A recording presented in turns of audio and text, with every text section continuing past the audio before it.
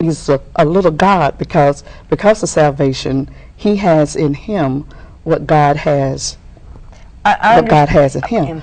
Right. So that means that whatever situation, whatever concerns I have, I can take it to him. Right. So he takes it according to 1 Peter 5:7 and say, casting all your cares upon me, for I careth for you.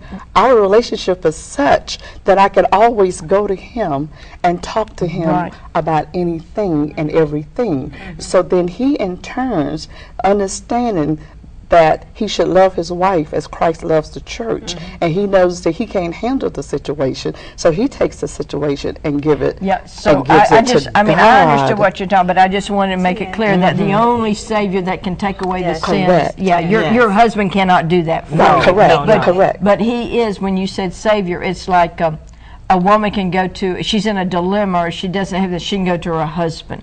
Correct. That's what. Okay. Right.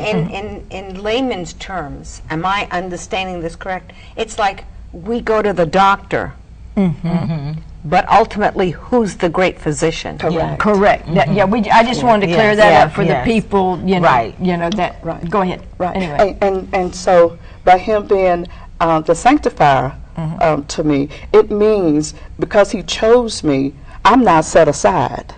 I'm different from other women. In fact, I understand it well now that he jumped over other women just for me.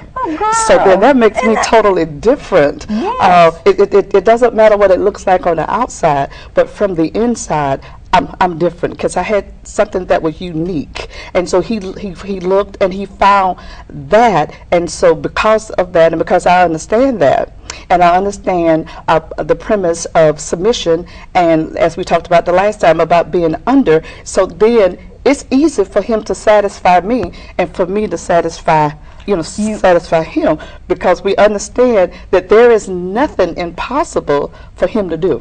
I have a question. It makes me wonder if many of us have married outside the will of God when we have problems with the husbands. I think sometimes we have entered into marriage with unequally yoked persons, because God is a sovereign God, and we are free moral agents.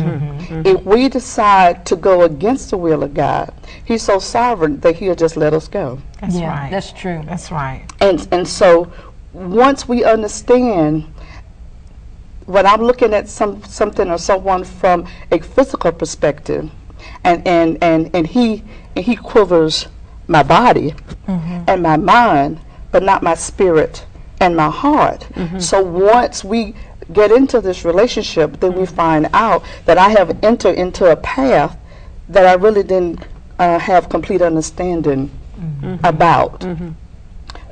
What should I do about it? We either can stay in it, pray, get this thing right, see ourselves as where we want to be within our spouses.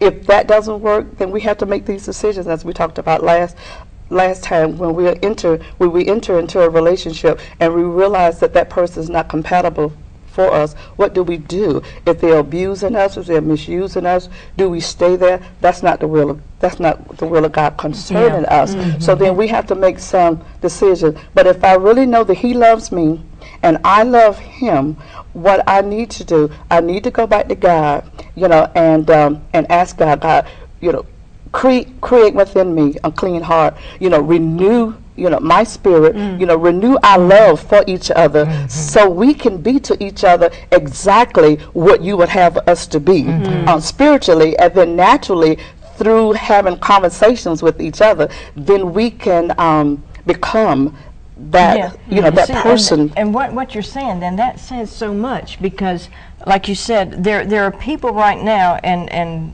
that have stayed in difficult situations because they say, well, divorce is not of God, you got to do this, and in fact, I've read experts, you covered that in your book. And that's another thing too.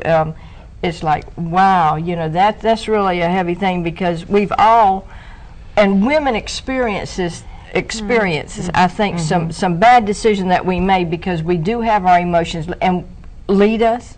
Plus, I think we think we can change people because we're nurturers. We can nurture somebody to change. Yeah.